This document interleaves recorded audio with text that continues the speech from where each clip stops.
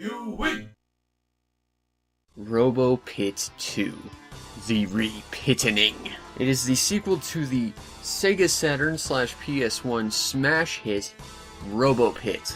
Except this one's PS1 exclusive, and they actually take advantage of that. The story follows Punchy Mark IV, the next iteration of the grand hero of the Robo Pit, the gladiatorial customized robot arena. And while he tries to rise through the ranks and become the greatest that the pit has ever seen, aside from, Punchy the robot, unfortunately, the Robo Pit Coliseum gets taken over by a bunch of, terrorist robots, and there's some kind of, weird AI sentient, synthetic, part organic brain thing. I have no idea where the story in this game is going, honestly. It's not well written, and it's not interesting. Frequently, they'll drop in random robots that I guess are supposed to be, building up rivals and antagonists to make you more invested in the story, but they just sort of, aside from mandatorily killing you, just kind of get in the way and slow down the pace of the game in general, which is not good. So basically, the story is crap, but the gameplay is very much going to save it, right? Well, yes and no.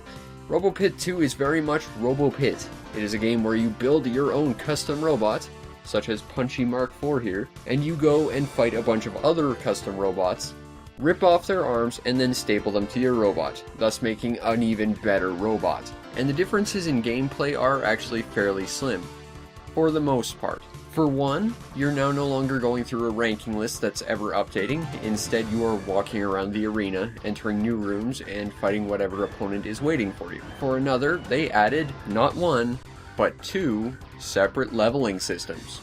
Yeah, look at this game being a big boy with stats and stuff.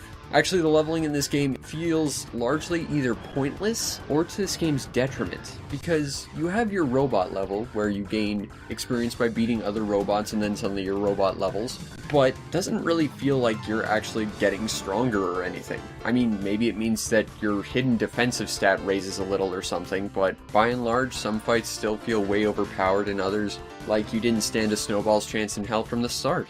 And leveling doesn't seem to actually actively fix any of that. I mean, case in point, there was this big tank guy that I was a little underleveled when I first fought him.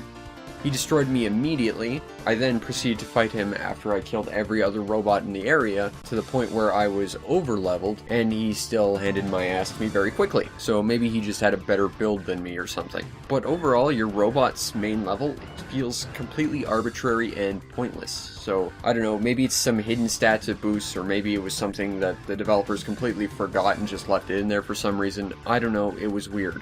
The second leveling system are the weapons, which immediately makes me angry. So here's the deal. Like Robo Pit, you rip off the arms of other robots, and you get wacky weapons like yo-yos and spinny chain rods, rapiers, whatever. Except, well, first of all, they're not anywhere near as wacky as the first Robo Pits. I have still yet to see a giant pair of lips anywhere. And seriously, they're just lips.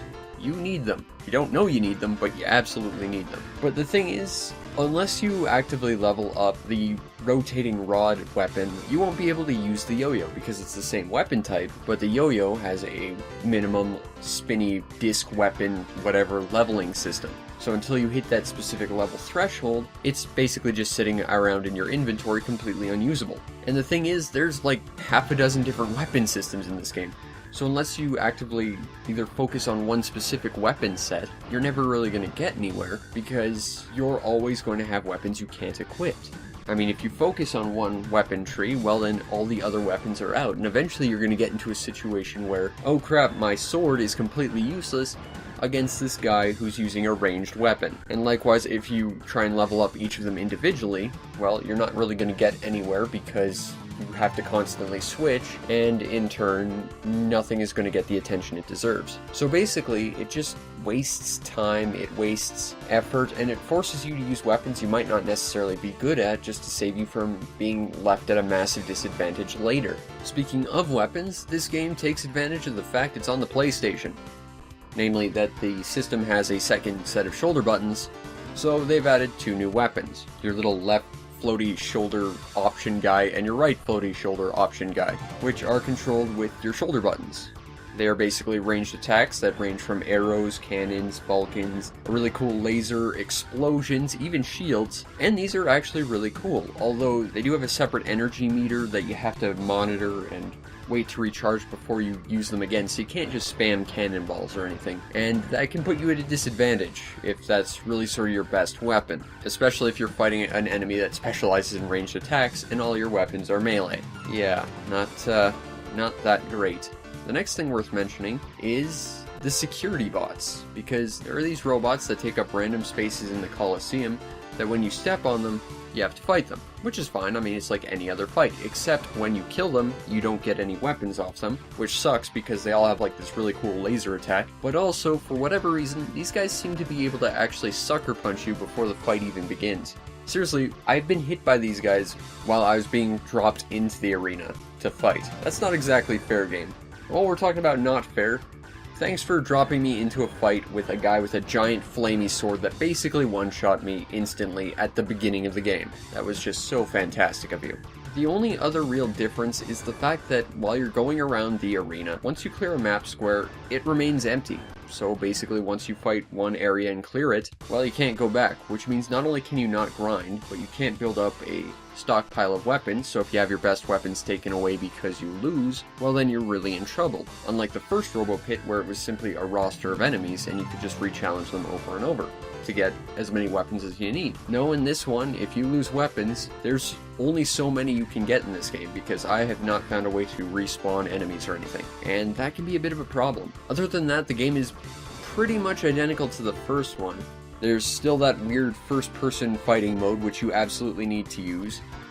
Although, weirdly enough, it automatically resets your camera after each fight, so if you are doing that, you have to manually set it every time, which is a stupid design choice. And for whatever reason, punching things with bare fists, even though bare fists is an option instead of just having empty hands, because those are two different things, punching with bare fists is not even a really viable way of fighting in this game, unlike the first game, which left me majorly disillusioned because Punchy Mark IV was very clearly not living up to his ancestors. For shame, Punchy Mark IV. But gameplay-wise, it's still more or less the same game, but for everything it tries to do that makes the game better, it does like everything else wrong. And while the gameplay itself is still kind of fun, it feels like a big step back from the previous game. The overall presentation to Robo Pit 2 is not great. I mean, visually they've redesigned all the robots. They have more of a sort of humanoid Gundam-esque look to them, and there's a lot of different body types. You can paint them all differently. The customization options, ignoring the weapons, are pretty great. And that's great, except I kind of preferred the basic shapes with goofy giant googly eyes on it from the previous game. I know this is more or less a personal taste matter, and I kind of like both, but honestly, gotta give it to the first game. Like this story, it feels like it's trying to be a lot more serious and darker, and it doesn't really work to this game's advantage necessarily. But none of that really matters because the audio completely kills this game. Why? Well, if you've been listening closely, you can tell I'm using the same music from Robo Pit 1. There's a very important reason for that, and that is, well, actually, it's probably just easier to show you, so, there you go.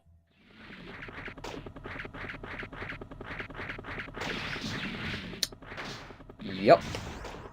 When this game came to North America, they decided to strip every ounce of music from this game. And I don't mean they decided to remove it and then add something, no, they took it out entirely and left it, leaving the audio very barren, and pretty much the only music you get to listen to is the sound effects.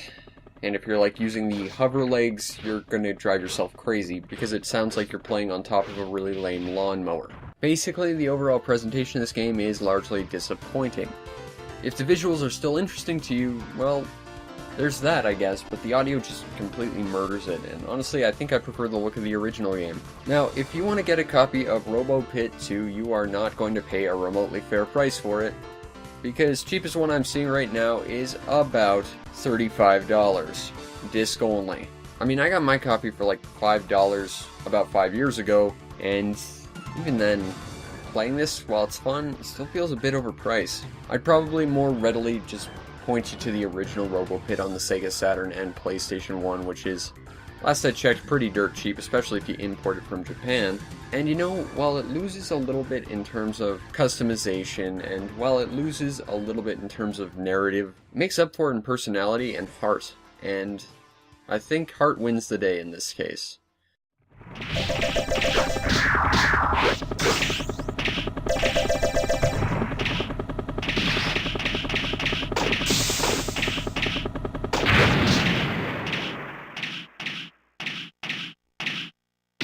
You lose.